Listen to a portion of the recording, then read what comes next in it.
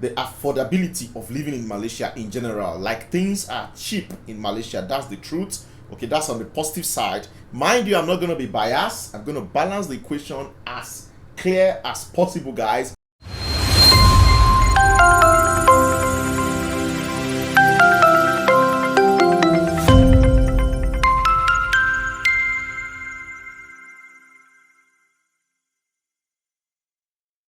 Hello beautiful people, welcome once again to the channel. Thank you so much for clicking. Thank you for stopping by. Today is going to be a very interesting topic, okay, and I'll be discussing with you guys about the truth of living in Malaysia as a foreigner, okay, and of course I'm going to be giving you some extra tips, okay, as an African or specifically a Nigerian. So I'm going to balance the equation. It's going to be a very brief video, but I'm going to go straight to the point with my own personal experiences so far. Anyways, if you want to hear my assertions, please make sure you stay to the very end. If you are new to the channel, thank you so much for joining. It's a happy family. Consider subscribing, guys. You will never regret it. And if you're a returning subscriber, thank you so much. I love you guys so much. Anyways, let's go straight to the video right away.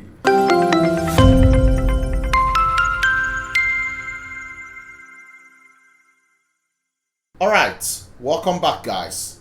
So the first point I'm going to be telling you guys is about the lifestyle in Malaysia. So the first thing is the affordability of living in Malaysia in general. Like, things are cheap in Malaysia. That's the truth. Okay, that's on the positive side. Mind you, I'm not going to be biased. I'm going to balance the equation as clear as possible, guys. This video is going to be very important for those who might be thinking of coming down to Malaysia, you know, maybe for study or to work or whatever the case may be, even for tourism, I think. Yeah, so just pay attention. I'm going to tell you how true it is. Like, what does it feel like living in Malaysia? So things are very cheap.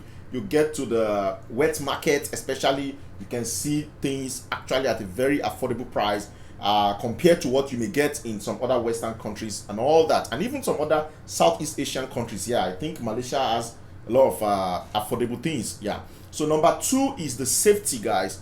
Yeah, Malaysia is very safe. I've made even a separate video about that topic alone before, because it's quite large and extensive. We can talk about different aspects of safety, so you can go and watch my video on is Malaysia safe. But yeah, Malaysia is really safe, okay, at least to a large extent. People don't own guns here, okay. The citizens are not allowed to own guns here in Malaysia, so I think you are safe, okay. It's a great crime if you are found in such. Of course, in every country there will be people that will break the law. There will be people that are like the bad eggs, and in Malaysia, one thing is that the security will deal with them amicably, okay. Next thing is about the infrastructure in Malaysia. Yeah, now these are the pros we're talking about, okay. Infrastructure in Malaysia is really top notch, if you ask me. Like, they have a lot of very standard buildings, not just the iconic one maybe for tourists to visit and all that. No, even the normal buildings, you understand, like where people live, the normal people, you know. I'm not talking of people that are so rich and have all the money. Like, layman, you know, can even live in some of those buildings as well, because the rent for Malaysian context may be affordable to some extent, okay. Of course, I know you guys know, even for some of us it may not be really affordable like that because of where we are coming from. Yeah, but for the Malaysian context and with regards to relating it with maybe Western world and stuff like that, I think it's very fair, okay. So yeah, the infrastructure is so beautiful. They have a lot. You talk of the Twins Tower, you talk of the, what again, Menara, you talk of so many. There are a lot. I cannot begin to mention them here, guys. Talk of Genting Island, talk of Cameroon Island. There are many of them I've not even gone to actually, and yeah, it's a beautiful place with great structures actually. So at least when you are living here, you can really enjoy yourself. Even to talk about the highways, their highways are really beautiful, okay. I was reading one of the comments, okay, in a blog by an American. So this fellow was saying that what the highways in Malaysia are actually like rival to those in America. I hope you get what I'm saying. Like, it means that it could actually compete with some of the highways in America. And of course, yeah, even in other part of the world like UK, Australia, I think Malaysia is up to taste and up to standard from what I have seen so far. Okay. Also, with regards to let's say some living qualities like maybe data consumption in Malaysia and purchase, I think is fair, averagely. Okay, of course, if you want to compare with some other places, you may be looking at it somehow big, somehow large and expensive and all that, but I think for their context, like I said, it's actually fair on a general scale. Okay, you can get a data plan for like 28 ringgit, 15 ringgit. Like the one I use actually 15 ringgit. Okay, so it's not even up to $4 per month for your data plan for my own. Oh, because I have to manage it because I still pay for Wi-Fi. So I'm talking of the normal data plan itself. Okay, I use Digi. So but yeah, it differs. If you want to get, at least you can get very good one unlimited, maybe for maybe around that kind of 50 ringgit, I think, unlimited. And 50 ringgit converted to dollars should be around, divided by 4 again, around $11-10 like that per month. And you are going to really enjoy the data plan. So that's by the way. Then you talk of Wi-Fi itself is not that expensive actually. You can get good Wi-Fi for a complete package for a whole month around maybe 150 ringgit. If you are using a shared plan, you can even get it quite cheaper. Okay, let me know how much you guys pay for your Wi-Fi per month in your homes. Okay, let's see the average, because I know many people use Wi-Fi in Malaysia. Wi-Fi is actually everywhere in Malaysia. Okay, I'm just talking about the one used in your household, but even outside, like in eateries, you know, you can actually get Wi-Fi free. Yes, for the period of time you are there. Some people actually go out there just to use the Wi-Fi. Maybe they buy a cup of coffee and they enjoy themselves, and the Wi-Fi is very strong, you understand. So I think Wi-Fi is good. I remember sometimes maybe I want to actually upload my video and I'm late, okay, and I'm going somewhere and I don't want to come home first of all to use the Wi-Fi at home and all that. Sometimes I can just look for one of those places that have the Wi-Fi, and on the go I just get a coffee or something and I'm entitled to the Wi-Fi and use it. But of course that's not on a daily basis, right? So I think life is actually easy here. They have a lot of good infrastructures, so beautiful, you know, AC is almost everywhere as well. It's well conducive and all that, which actually blends with the critical weather in Malaysia, because I'm going to get to that very soon anyways. So yeah, another thing is that the issue of language. Okay, when you talk about language, these are things I've actually discussed separately. So if you want to get more information, please go and check my videos about all these things. So with regards to language, I think Malaysia, they are trying in English. The English language is balanced, it's average. At least you get up to 50% of the people actually speaking very well, very good English. Okay, no, 50% is actually small. Maybe let's say 70%. Yeah, and then those that don't even understand the English very well and they are not very vocal, they can still understand what you are saying. You know, you can still communicate. Basically, that's what I'm trying to say. So yeah, English language in Malaysia is okay, which is the generally accepted language. So I think you can actually survive as a foreigner in Malaysia.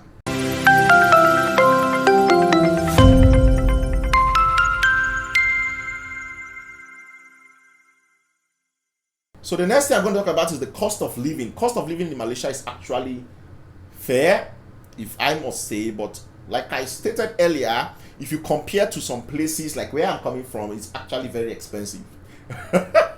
Yes, it's actually very expensive. You can imagine somebody paying almost in Naira form. Those that are from Nigeria, we understand what I'm talking about. You can pay like almost 50,000 Naira, you know, as a rent per month.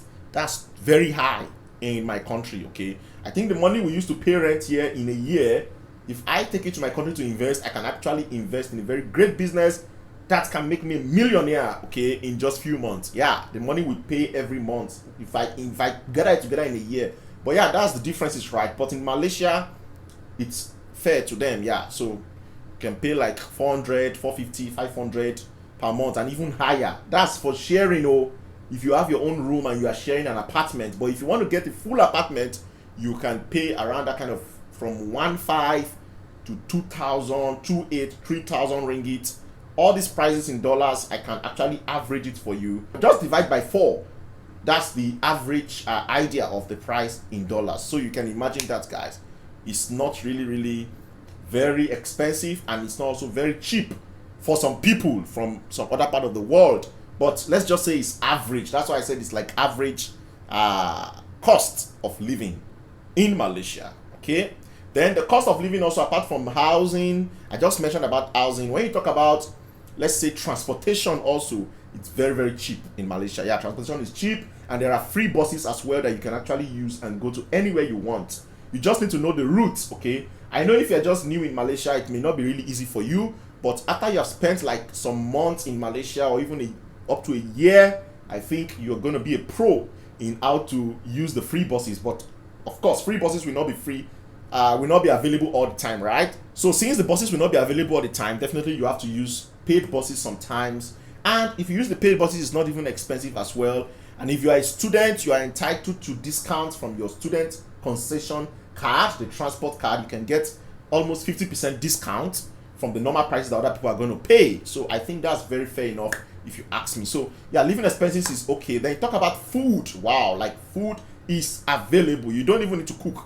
If you are a kind of person that don't like cooking, but me, I love cooking. I love eating my own food.